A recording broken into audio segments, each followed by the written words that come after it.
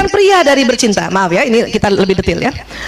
Rupanya pria pada saat jika seorang wanita ingin menyenangkan seorang pria dengan menyentuhnya secara alami, wanita membelai-belai kepala pria dengan lembut, mengusap wajahnya, mengusap punggungnya dengan lembut. Ternyata jenis sentuhan ini hanya memiliki dampak kecil saja pada kebanyakan pria, bahkan kadang-kadang terasa mengganggu. Diinginkan pria dari bercinta? Maaf ya, ini kita lebih detail ya. Rupanya pria pada saat hubungan intim suami istri itu adalah pembebasan ketegangan yang menumpuk karena pekerjaan seharian di luar. Dia ingin lepaskan dengan pencapaian orgasme. Jadi kalau udah lepas tegangnya, baru dia bisa kasih cinta sama istrinya. Bisa paham Bu? Kalau baru datang belum hubungan intim, masih penat banget dari urusan luar, gimana dia mau ngasih cinta? Dia belum lepas. Itu makanya lepasin dulu. Lihat suami tegang, udah gak usah nanya-nanya, siap-siap ngelepasin. Gitu aja. Kan tadi nggak mau ditanya kan? Udah siap-siap kita mandi, minyak wangi seluruh badan, supaya apa? Kita bantu lepaskan supaya kita dapat cintanya. Kan enak. Tapi kalau kita nggak paham, ya udahlah, lihat muka dia datar, lurus, nggak denger, kan ya? Penat, ngomong cinta juga sama kita enggak, I love you susah. Ya, lembut juga enggak, kan marah kita kan. Kayak gitu mau dilayanin. Kan salah lagi. Salah lagi. Kenapa? Karena lain. Ya, next lagi. Apa yang diinginkan wanita dari bercinta? Wanita justru merasa harus membangun ketegangan dalam waktu yang lebih panjang dan berbagai persyaratan, yaitu perhatian dan pasangannya dan bicara. Kita baru mau hubungan intim kalau dari pagi udah diajak ngomong, ya, udah dibelai-belai, udah diperhatiin, mau dengan rela. Tapi dengan anatomi otak pria yang seperti itu, ya, otot wajah yang seperti itu, ini akan nggak ketemu. Lingkarannya jadi kayak lingkaran ini gini, iya lagi, ya kan? Iya. Lanjut ya, next. Nih lihat nih, cara memuaskan seorang wanita setiap waktu. Jadi wanita tuh ingin diginikan dulu nih Bu, dengerin.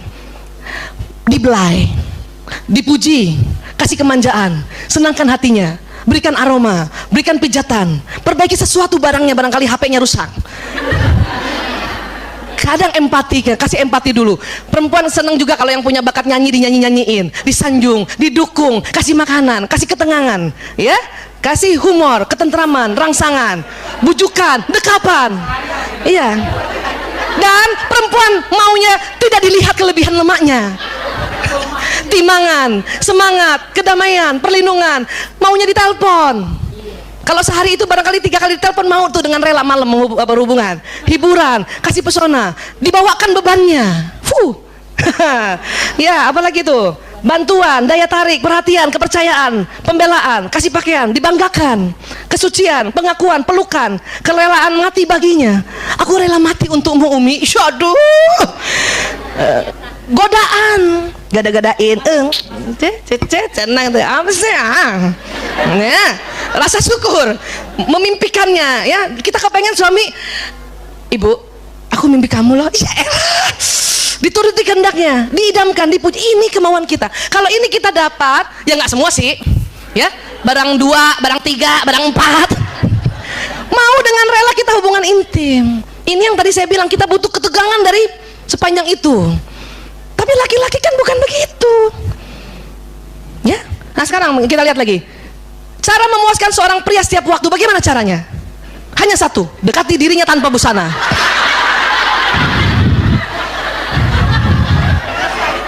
Selesai. Kita perempuan berapa Bu? Siapa yang mau hitung? Ibu hitungin deh tolong deh, saya nggak mau ngitung. Ratusan. Ya Allah, ya. Iya. Ini aslinya. Tapi karena kita ada tuntunan Islam, kalau kita berhubungan kita pakai selimut, ya. Untuk apa? Ya supaya lebih santun. Sama kalau udah umur 50 mah dingin. Ya iyalah. Kalau bisa pakai daster, pakai daster. Tapi kebutuhan pria ini, ya. Lanjut lagi. Mengapa pria tidak bicara selama bercinta? Karena korpus kolosumnya tipis. Sehingga pria pada saat pria hubungan intim dengan dengan istrinya, dia konsentrasi, dia fokus. Makanya nggak mau ngomong. Sehingga pria hanya dapat mengerjakan satu hal. Dan nggak usah takut ibu merasa gini, dia hubungan sama aku, dia inget siapa ya? Nggak usah. Pria itu fokus, Bu. Perempuan yang justru bisa. Maaf, lagi diajak hubungan intim sama suaminya, karena mikirnya bisa banyak, karena korpus kolosum tebal, masih diingat semua. Ya Allah, tuh cucian belum dijemur, belum diangkat. Aduh, tuh anak siapa yang jemput? Itu perempuan. Tapi laki-laki, Bu, ketahuilah dia konsentrasi. Maaf yang seandainya pun seorang laki-laki punya istri lebih dari satu, nggak usah takut istrinya. Pada saat yang istri pertama dia akan fokus di pertama, yang kedua dia akan kedua. Nggak usah cemburu. Ingat siapa nih? Ingat siapa?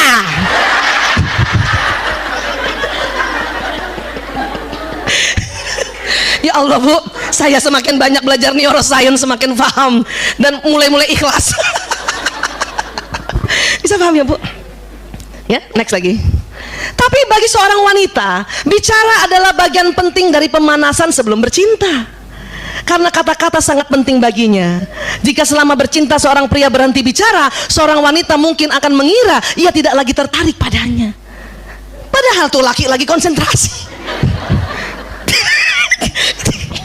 Berapa lama kita kekeliruan ini, Bu? Sudahlah, lagi konsentrasi, nggak mau ngomong, kita paranoid, ya? Gue disangka gedebong pisang doang. Bukan, Bu. Para suami itu sedang konsentrasi. Ya, ini dasarnya dulu. Ini fitrahnya begini. Ya, next lagi. Maka, next. Seorang pria harus melatih mengucapkan banyak kata-kata cinta selama pemanasan untuk memenuhi kebutuhan pasangannya. Latih, bisa dilatih. Tapi di awal untuk foreplay, untuk pemanasan dilatih. Ya.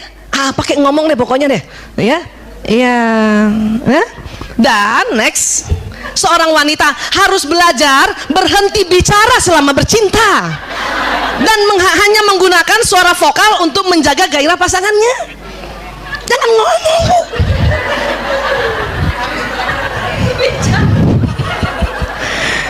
Kita memang 20.000 kata, hubungan intimnya malam masih ada sisa 5.000. Ngomong aja kita. Laki-laki nggak suka. Malam aja masih ada, bisa kita ngoceh sisa 5.000, apalagi kalau hubungan intim pada subuh. Masih 20.000 lengkap mulut kita. Kadang semua diomongin, cepet pak. Kenapa? Belum bakar roti, Pak.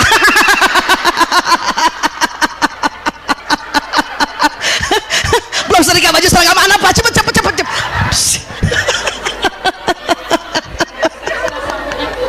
20.000 kata masih di awal. Kadang suami pada sholat subuh kan, ya, dia minta dulu hubungan intim. Kita masih lengkap 20.000 kata. Jadi seorang wanita yang belajar berhenti bicara selama bercinta, ini amal solehanya tinggi besar, mengalir pahalanya. Aduh, ya, Bu, ya. Jangan ketawa tapi ya, Bu. Pas lagi berhenti ngomong, lagi bercinta, ingat modul di sini. Ngapain kamu ikut ambil? Aduh, ya Allah, ya. Dan laki-laki harus latih, bapak-bapak, maaf, berlatihlah untuk mengucapkan banyak kata-kata cinta, ya, supaya apa? Kebutuhan emosi kita terpenuhi semuanya, kan enak, ya. Next lagi. Ya. Jika seorang wanita ingin menyenangkan seorang pria dengan menyentuhnya secara alami, wanita membelai-belai kepala pria dengan lembut, mengusap wajahnya, mengusap punggungnya dengan lembut. Ternyata jenis sentuhan ini hanya memiliki dampak kecil saja pada kebanyakan pria, bahkan kadang-kadang terasa mengganggu. Kan kita mau romantis kan, belakangnya isek-isek, senang pria, tapi dampaknya nggak terlalu besar. Next lagi. Pria lebih suka disentuh terutama pada area khusus sesering mungkin.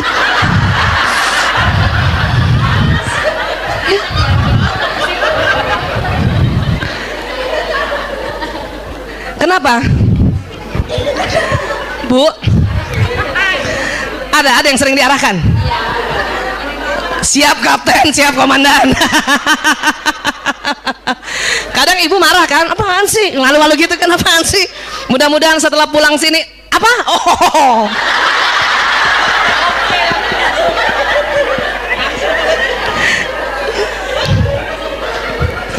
Kenapa laki-laki tidak terlalu suka dibelai-belai yang lain ya? Karena emang nggak rasa. Kenapa? Kulit laki-laki pada saat dia ya akil balik, pria pada saat dia mimpi basah pertama itu kulitnya menebal. Dalam rangka apa? Untuk perlindungan sebagai seorang pemburu. Jadi kalau dia berburu di luar, di hutan, kena ranting, nggak apa-apa, dia nggak rasa. Makanya pada saat hubungan intim suami istri, kalau ibu belai bagian yang badannya itu, dia nggak terlalu rasa, sensasinya nggak ada. Tetapi pada tempat tertentu ini memang ya tempat yang lembut sekali, lunak dan banyak persarafan di sini. Next lagi. Ketika seorang pria, nah kebalikannya, ketika seorang pria menyentuh, ia akan menyentuh langsung, maaf, ke arah sensual. Kadang menjamah payudara dan selangkangan. Inilah yang merupakan hal yang tidak disukai wanita. Kalau awal-awal langsung aja. Itu kan perbedaannya itu kan. Perbedaannya itu. Laki-laki kebalikannya, ya udah nggak usah usap-usap kepala aku, nggak rasa. Sudah. Tapi perempuan langsung begini nggak suka. Kenapa? Karena kulit kita memang sensitif. Persarafan ada di mana-mana. Untuk mengapa? Kalau dibelai, maaf, ya, melancarkan cairan di liang vagina itu. Ya, sensasinya berubah lain.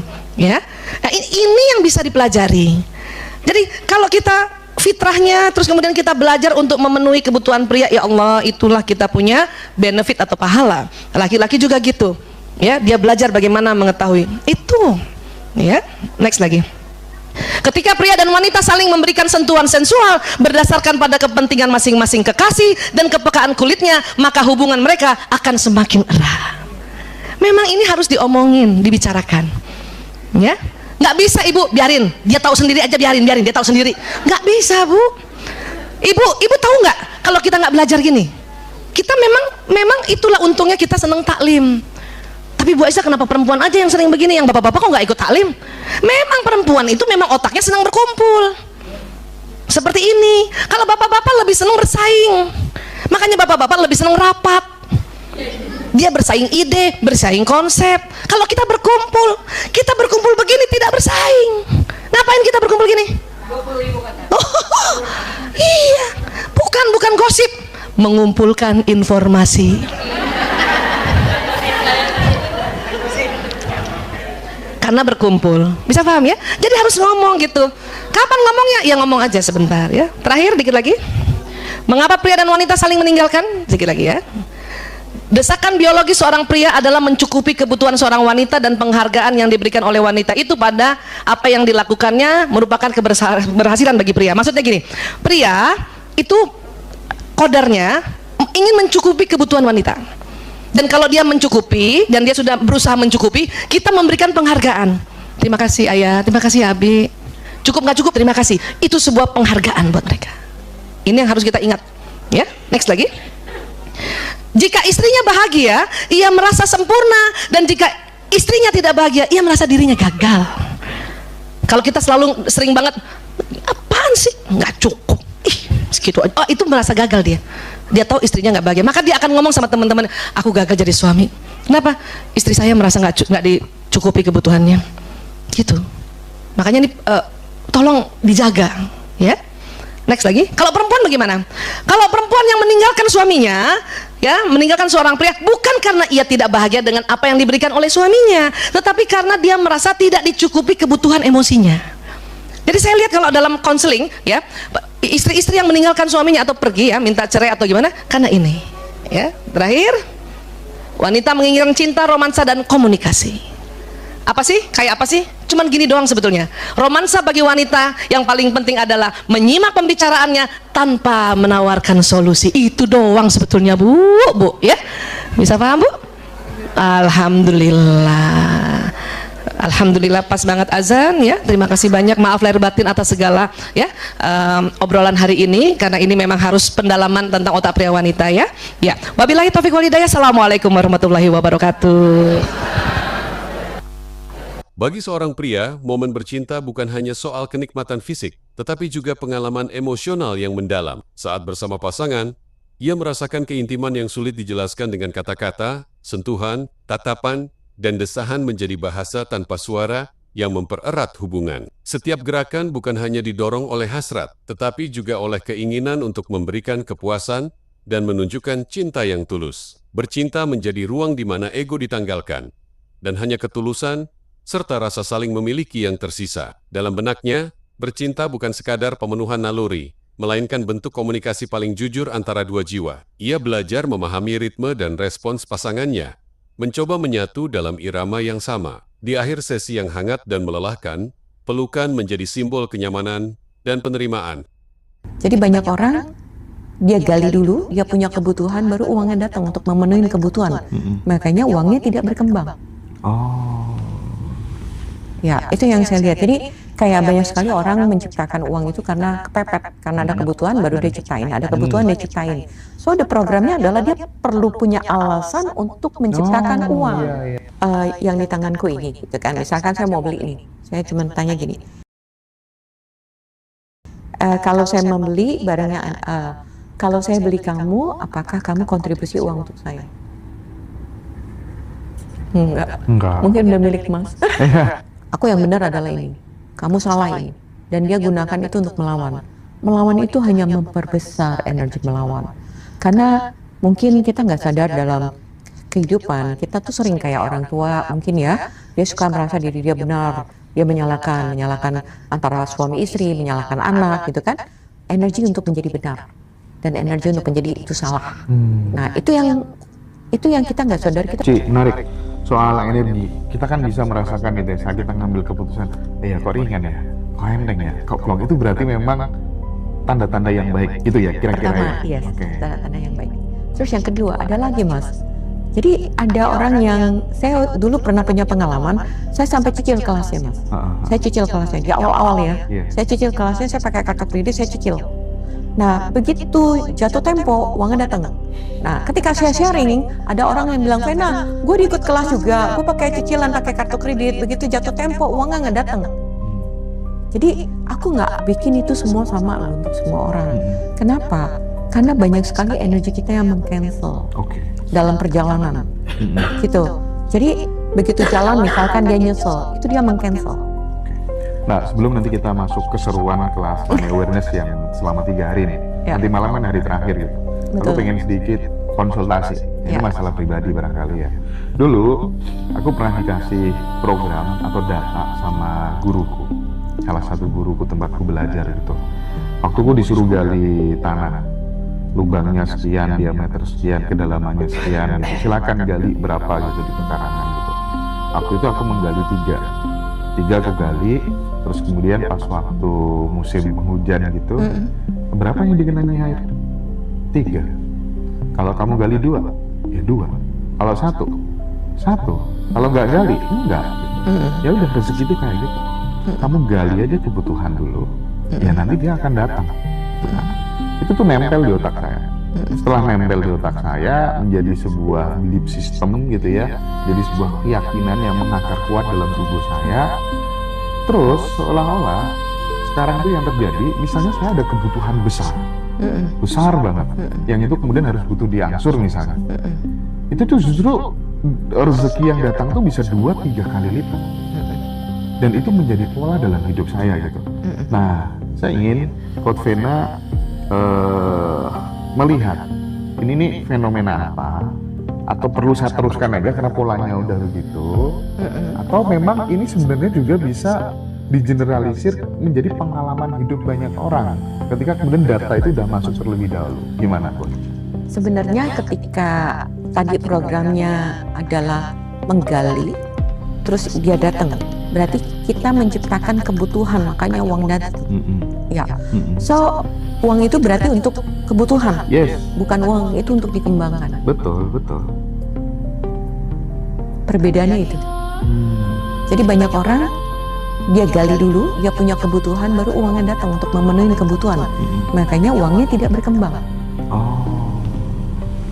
Ya, itu yang saya lihat. Jadi kayak banyak sekali orang menciptakan uang itu karena kepepet, karena ada kebutuhan baru dia ciptain, ada kebutuhan dia ciptain.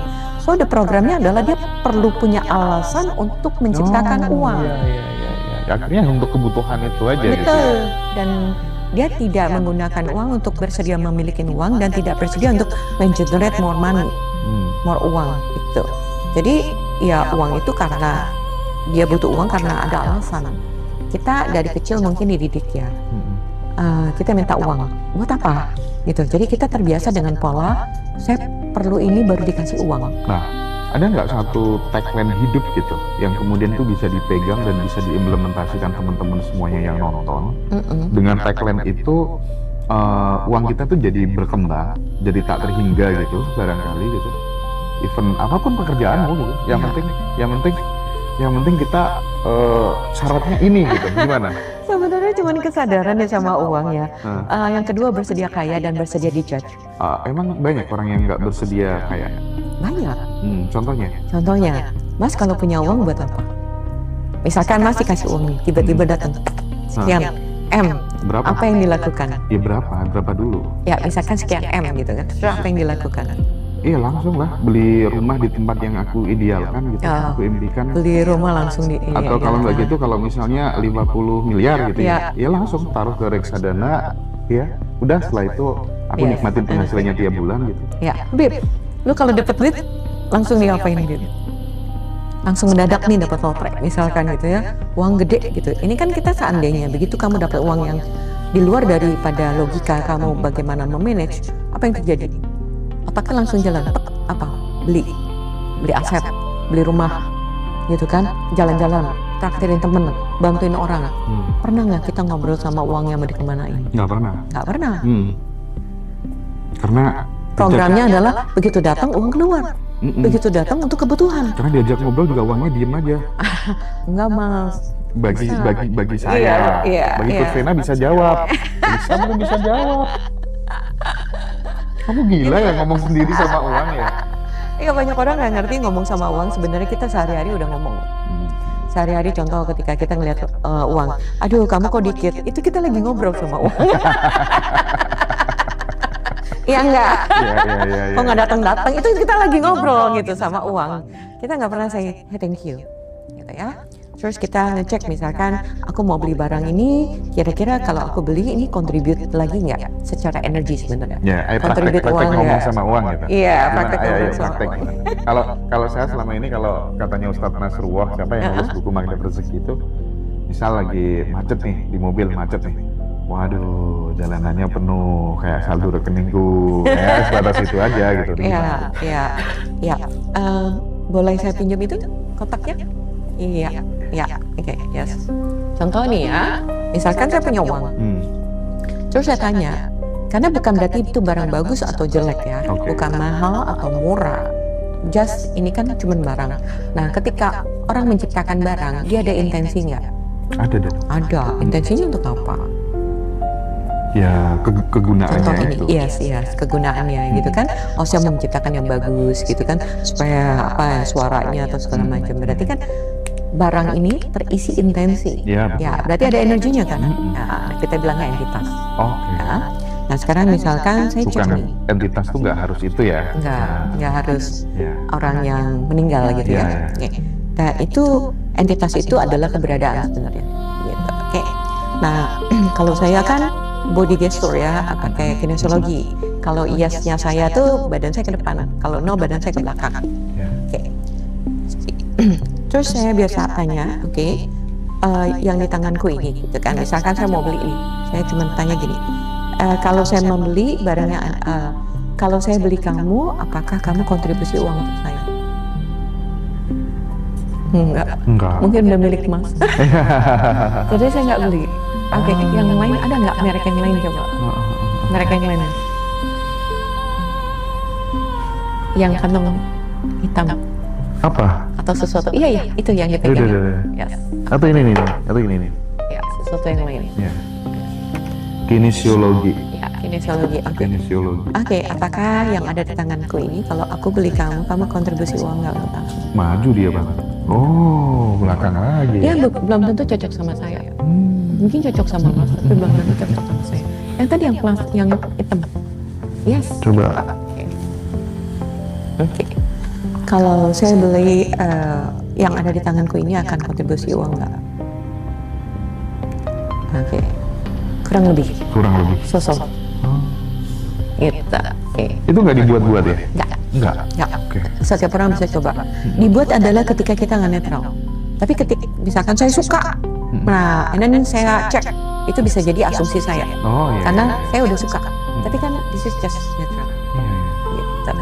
Bukan suka atau enggak. Nah, ya dari kinesiologi itu lama-lama bisa kayak langsung lebih cepat. Kayak misalnya kalau kita ngomong kinesiologi gitu ya, apakah namamu adalah Tukul misalnya? Langsung mudah sekali kan? Iya. Ya kan? Iya. Namamu Hendra. Iya. Itu beda dari itu Iya, ya. betul sama. Ini juga begini. Cuman kalau tadi kan Bagus ya lebih kepada dipakai dasar untuk ngambil keputusan, kita nggak perlu bingung-bingung konsultasi kemana-mana gitu ya, Ci. sebenarnya asal dia bisa bedain mana pikiran, mana yang bukan pikiran. Itu saya butuh latihan 3 bulan Itu butuh latihan. untuk melepaskan judgment. Cuman kadang yang ngawur, sorry to say gitu ya, banyak guru-guru spiritual itu yang setelah aku tanya ke dalam, setelah aku ukur pakai meteran ini itu gitu ya, meterannya kan macam-macam, ada soul ini, ada level ini, segala macam gitu. Itu tuh kita kadang sebagai murid tuh gila nih egonya atau guru sejati yang ada di dalam diri. Setelah aku tanya guru sejati di dalam, ternyata kamu dulu istriku di kehidupan yang lampau. Ya. Banyak kan? Ya. Nah, kalau pakai present kita bisa cek is it true or lies.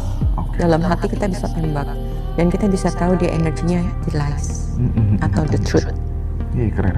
Iya, itu namanya kita present sama energi di balik kata-kata dia. Iya, balik lagi adalah kita harus latihan present, teman-teman. Iya, Menjadi iya. present sama berusaha present itu beda.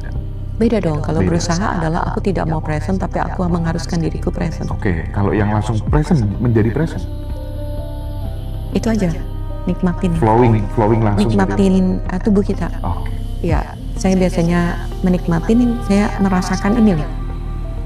Ya, nempel ya. Saya nempel, Atau kalau nggak gitu, ngerasain ini semua aja. atau kalau nggak gitu, nafas. Yes, nafas. Atau misalnya juga bisa Sentuhan. masuk ke tubuh esensi kita yang paling dalam ke Sentuhan. akarnya gitu. Tapi ini agak susah sih memang ya. Ya, sentuhan aja, sentuhan. Kita ngerasain sentuhan. iya. Kita ngerasain skin, tubuh kita, material yang ada di kulit. That's more present. Ya, gitu. Terus kalau tadi soal apa? Nanti malamnya kelas terakhir. Kita kelasnya 3 hari teman-teman. Money awareness itu 3 hari. Jadi 3 hari Zoom bersama Coach Vena. Teman-teman hanya bayar 799.000 aja, udah include sama record ya. Gimana keseruan kelas 2 hari yang lalu ya? Kalau nanti kan hari ketiga gitu, bisa di-share ke teman-teman. Dan kelas akses itu kayak money awareness itu sebenarnya tidak ada buku baku sebenarnya. Kita melihat energi dari teman-teman, ask the question, clearing, ask the question, clearing, bawa awareness, bawa kesadaran. Yang kemarin ada satu energi yang menarik, Mas. Itu sebenarnya energi yang menarik dan aku seneng banget dapat energi ini. Tahu nggak Mas apa? Apa tuh? Pengabdian. Pengabdian kalau kita salah gunakan, kita mengabdi kepada kemiskinan. Oh, maksudnya? Ini kan energi doang, Mas. Yang kita ngomong kalau di kita tuh kayak just the energy kan, basicnya adalah energi. Jadi kalau misalkan kita mengabdi, kayak kemarin dia bilang, oke, saya mengabdi kepada sesuatu dan segala macam. Saya bilang, oke, kalau kamu pakai energi mengabdi, apakah tanpa sadar kita mengabdi terhadap penderitaan, mengabdi terhadap kesusahan, mengabdi terhadap ketidakberdayaan? Itu mengabdi loh. Kita sadar nggak kalau kita menjadi budak dan mengabdi, patuh tunduk terhadap kemiskinan? Contoh itu yang tadi aku bilang, kita selalu mengeluh, itu kita mengabdi sama energi mengeluh. Iya. Ya, kita menjudge, kita mengabdi loh sama energi untuk selalu menjudge, dan kemudian kita wariskan lagi gitu loh. Jadi kita banyak sekali hidup yang kita pikir sadar tapi sebenarnya nggak sadar. kita kecanduan bahkan terhadap energi itu. Kita patuh tunduk mengabdi pada energi itu, mempertahankan energi itu gitu. Ya itu energi yang semalam kelas yang kemarin, dan buat saya itu dapat ini. Makanya semakin aware seseorang itu dia hanya akan berpikir, berkata sesuatu yang ingin terjadi di dalam hidupnya. Gitu. Dia memilih, ya. Ya, memilih. Yes, dia memilih. Ya, hanya ketika kita udah belajar, kita tidak lagi kecanduan dalam judgment itu, tapi sadar ada sesuatu dan kita bisa memilih realita yang berbeda. Karena ketika kita memilih realita yang ringan, kita bukan memerangin. Banyak orang memerangin, banyak orang menggunakan fight, energi, melawan. Ya, kayak misalkan aku yang benar adalah ini, kamu salah ini, dan dia gunakan itu untuk melawan. Melawan itu hanya memperbesar energi melawan. Karena mungkin kita nggak sadar dalam kehidupan, kita tuh sering kayak orang tua mungkin ya, dia suka merasa diri dia benar, dia menyalahkan antara suami istri, menyalahkan anak gitu kan, energi untuk menjadi benar dan energi untuk menjadi itu salah. Nah itu yang kita nggak sadar, kita bawa dari lingkup kecil udah ke bawah. Lingkup dengan partner bisnis mungkin akan bisa seperti itu dengan pasangan, terus kemudian dibawa lagi kepada lingkungan yang lebih besar, apalagi kalau udah bicara tentang antar kepentingan gitu. Jadi yang dipakai aku cuma lihat ini energi ya, energi untuk merasa benar dan salah gitu. Dan kalau kita menyalahkan dia, kita tahu dia salah dan kita menyalahkan, bukankah memperbesar energi salah itu, dan kita jadi budak dari energi salah jadi besar.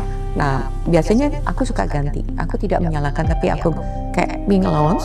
Kalau dia tanya aku salah atau enggak, baru aku ask kembali, bertanya kembali, oke, apa yang kamu mau, bagaimana bisa menjadi lebih baik. Kalau kita kembali menyalahkan, energi itu makin besar dan dia nggak keluar, dan saya juga terlibat dalam collective unconsciousness. Oke, collective unconsciousness. Yes. Nah, tapi kan bagaimanapun juga variabel orang menjadi mudah dalam konteks peluang, rezeki, uang itu kan variabelnya banyak. Betul banget. Iya, betul. bukan hanya kesadaran soal uang aja iya, gitu ya. Iya. Karena aku melihat teman-teman tuh yang mudah bangkit dari keterpurukan, itu salah satunya dia memiliki tingkat kepercayaan diri di atas rata-rata ketimbang yang lainnya. Aku melihat dan menyaksikan itu gitu. Yeah. Sehingga nggak bisa sukses tuh hanya 1-2 faktor tuh nggak bisa gitu. Ada keberuntungan, ada kerja keras segala macam gitu. Sepakat ya dengan hal ini ya? Yes, faktornya itu banyak.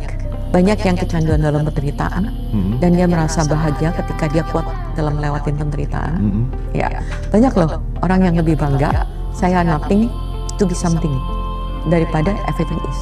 Oke.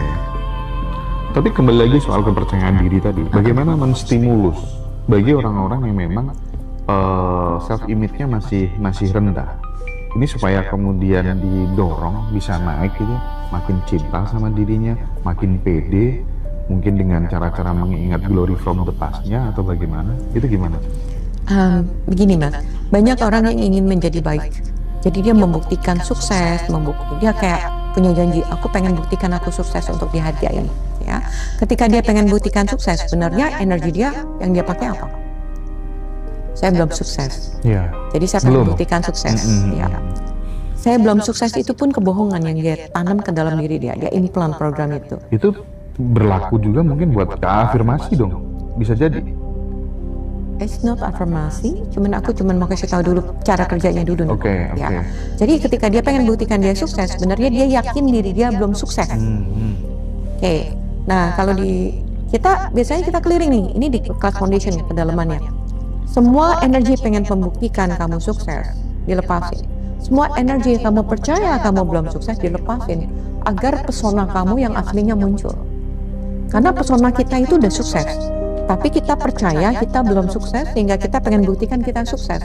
Jadi kita kayak pakai 2 personality di sini.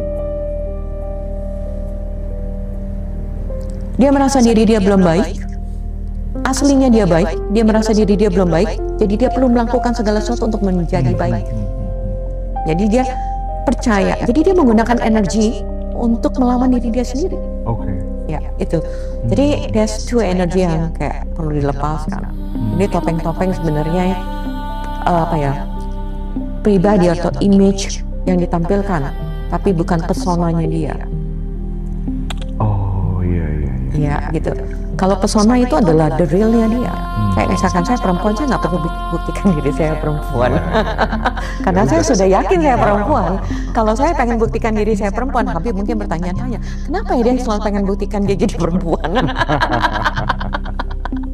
Karena saya nggak yakin saya perempuan.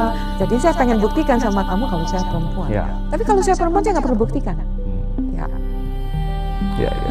Terus secara lebih spesifik obrolan kepada uang tadi, karena uang juga entitas, gitu ya.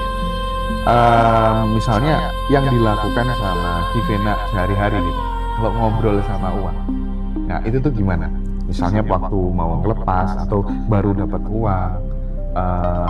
Kalau tadi kan secara kinesiologi, misalnya mau beli sesuatu gitu kan. Kalau obrolan sendiri dengan uangnya gimana? Oke, banyak orang yang terima uang tuh cuman kayak terima transfer, oh iya udah dapat dari sini, terima kasih. Tapi kalau aku receive energinya, bukan tentang jumlah uangnya, tapi receiving the energy of money. Oke, kita perlu kenal dulu energy of money, bukan dari apa kata saya, tapi kamu perlu ngerasain dulu di tubuh kamu. Ya. Dirasain dulu gitu ya? Wow. Kita nggak pernah loh kayak gitu. Iya. Ya udah terima aja. Iya kan biasa orang cuma oh thank you, say gratitude. Ya nggak ngerasain dulu energi. Aku bahkan nggak thank you kan. Masuk kan, masuk ini masuk sana gitu. Ya, udah setelah itu habis. Ya. Nanti lagi gini gitu aja. Ya. Tanpa thank you, tanpa ngerasain energi gitu aja. Jadi walaupun itu masuk dalam bentuk rekening, tapi ngerasain entitas energi dari uang itu sendiri sama hidup aku. Nah, setelah ngerasain, nggak usah ngomong bersyukur, itu udah otomatis. Oke. Ya, jadi bukan bersyukur yang fake yang dari kata-kata, karena dulu saya ngucap cuma dari kata-kata. Iya. Puji Tuhan. Iya, terima kasih gitu kan. Oke, ketika ngerasain getaran, itu udah otomatis mas. Kayak thank you-nya itu udah muncul sendiri, bukan dari kata-kata. Bahkan nggak pakai kata-kata kalau saya. Energi besar, expand, that's a gratitude. Terus kayak cuman kayak dilempar bagaimana bisa semuanya lebih baik. Semuanya itu termasuk saya, termasuk energi uang itu sendiri, dan termasuk orang yang memberi. Ya, jadi bagaimana itu semuanya jadi lebih baik. Jadi kayak kita lagi kayak blessing all the people yang kirim kita uang, gitu. Ya. Terus bagaimana itu bisa menjadi kebaikan buat semuanya. Bagaimana itu bisa jadi lebih baik. Oke, dan kemudian kalau misalkan biasa saya kasih ke diri saya punya rekening khusus buat diri saya yang nggak bisa dipakai untuk apapun. Saya cuman thank you Vena, kamu telah bekerja, thank you for my body, thank you for everything. Saya memberikan ucapan terima kasih kepada diri saya. Jadi kalau Mas lihat, saya suka transfer ke rekening saya yang satu lagi dengan tulisan I love you, thank you. Manfaatnya apa buat si Vena sendiri? Itu mengappreciate my body. Itu nggak diapa-apain sama sekali atau dipakai untuk mem-VVIP-kan diri? Nggak dipakai. Nggak dipakai? Ya, untuk membangun relasi saya dengan uang. Oh. Ya, jadi saya punya rekening khusus yang dimana saya membangun relasi saya dengan uang. Jadi saya thank you for my body, saya thank you for my skill, for everything yang ada dalam diri saya yang udah Tuhan kasih buat saya. Dan jadi saya membangun relasi.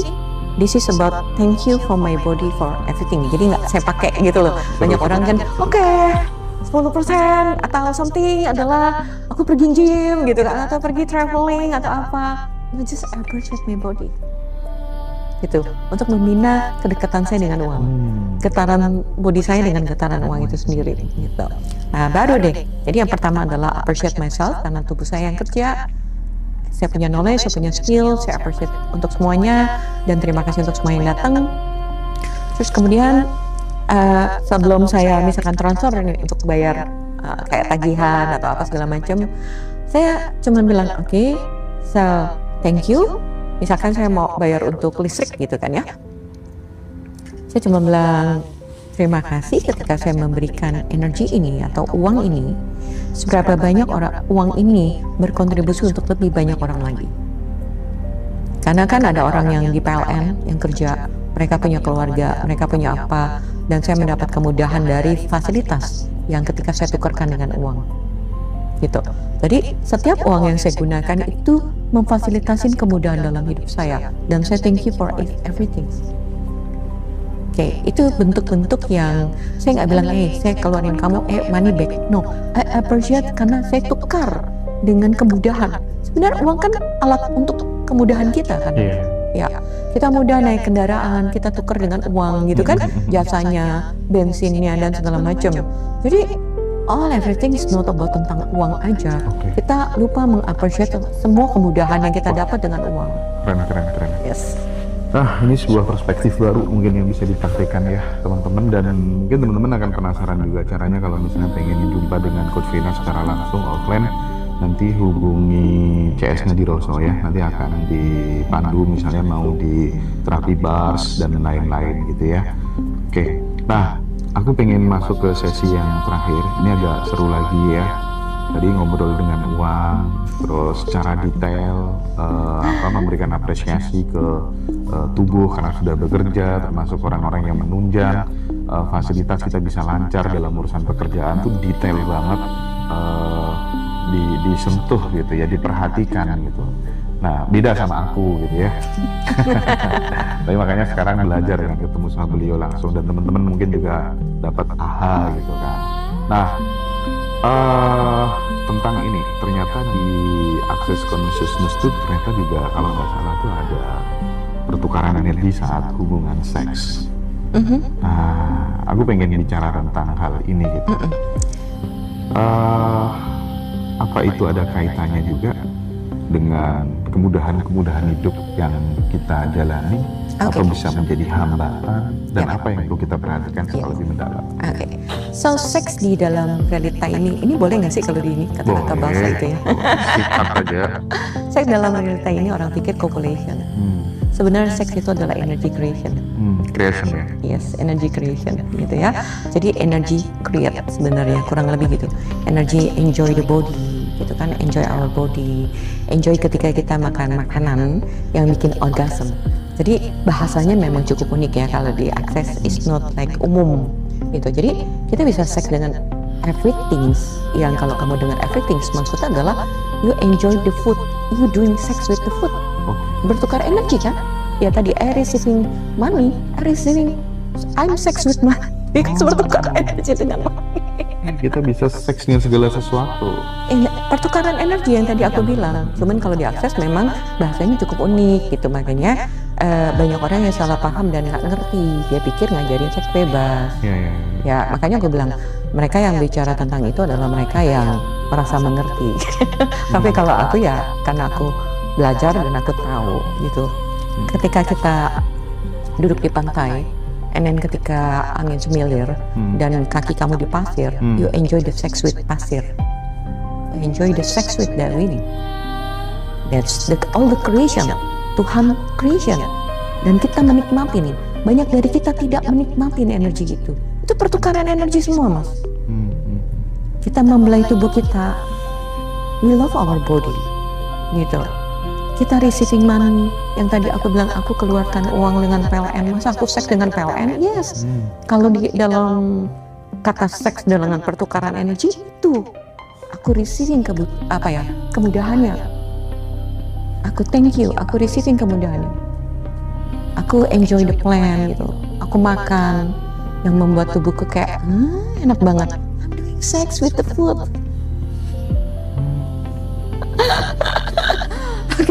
Nah, gimana kalau diarahkan ke yang seks dengan pasangan? Kalau apakah kan ada beberapa orang yang ngajarin juga pada saat kemudian orgasme itu justru kemudian momentum yang paling pas terbukanya reticular activating system untuk memasukkan program di bawah sadar. Ketawa sendiri gimana? Kalau buat aku when you enjoy with everything, that's your expand. Sebenarnya ketika kita menikmati, energi kita expand. Dan ketika energi kita expand, kita bisa minta bagaimana aku bisa lebih baik dari ini. Cuman itu sebenarnya, nggak perlu yang melakukan seperti itu. Misalkan ya, aku makan nih, terus bikin yang enak banget gitu makanannya gitu. Terus gimana bisa lebih baik? You lagi minta lebih baik lagi. Jadi hidup kamu penuh dengan asik gitu loh sebenarnya. Sesimpel itu. Jadi kita tinggal pilih aja gitu ya. Kita tinggal kayak lebih asik. Misalkan saya waktu itu di Aussie minta Grab, terus datangnya itu kayak Tesla gitu. Terus mobilnya kan keren waktu itu yang baru keluaran baru, terus gitu like semuanya kayak komputer, terus apa ya kacanya sampai ke atas gitu, nggak ada batas dan semua. Terus aku bilang, tubuhku kan asik tuh mas. Ketika lagi duduk asik, itu lagi aku orgasme loh dengan si mobil itu. Aku lagi seks dengan that mobil. Ada juga bilang, gimana lebih baik lagi daripada ini. Akhirnya aku sering mendapatkan pengalaman yang atau pertukaran energi yang makin asik karena aku minta dari energi itu. Ya, jadi nggak perlu contracts. Karena ketika lagi orgasme dengan pasangan itu sebenarnya orgasme yang contracts, bukan orgasme yang expand. Karena kamu perlu kontrak untuk expand. Kalau ini dengan food, dengan tanaman, dengan hewan, energi kamu expand. Sesimpel itu. Tinggal minta aja. Ketika kamu lagi menikmatin itu, langsung minta gimana lebih baik lagi. Gimana aku punya experience yang lebih lagi. Seperti itu tuh bisa batin gak harus bisa. Batin loh. Ya, masa kita ngomong. Tapi kadang-kadang kita ekspresi, aku suka ngomong gitu.